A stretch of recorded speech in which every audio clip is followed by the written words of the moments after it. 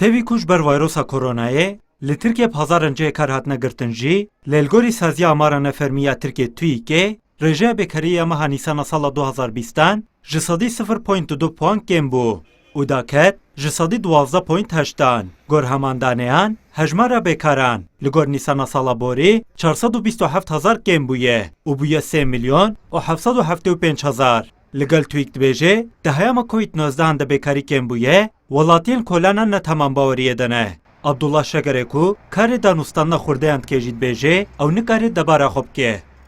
İşler yok hiç kesik.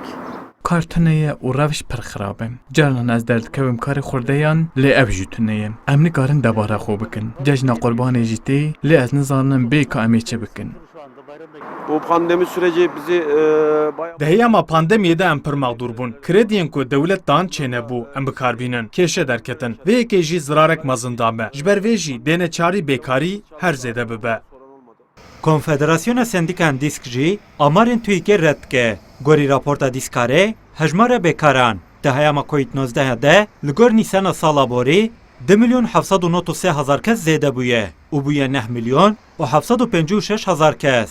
Nûnerê dîskê Ankarê, Tayfun Görgün jî amaje dike. Kesên bêkar ditirsin ku êdî kar peyda nekin û yên dixebitin jî bifikarin ku karên xwe wenda bikin.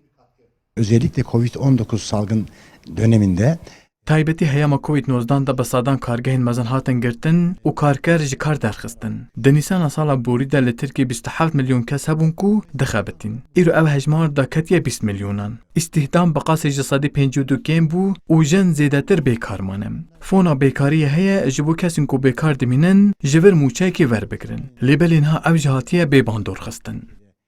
Herwiha Sendîka Waliyên Nêzî Muxalefetê radikênin ku amarên TÜİKê di bin bandora siyasî ya deshilatê de tên amadekirin û hewceye ev amarên bêkariyê ji aliyên saziyên serbixwe ku di bin bandora Tualiyan de nemînin ve bên amadekirin. Saîd Özmen, Kurdistan 24, Ankara.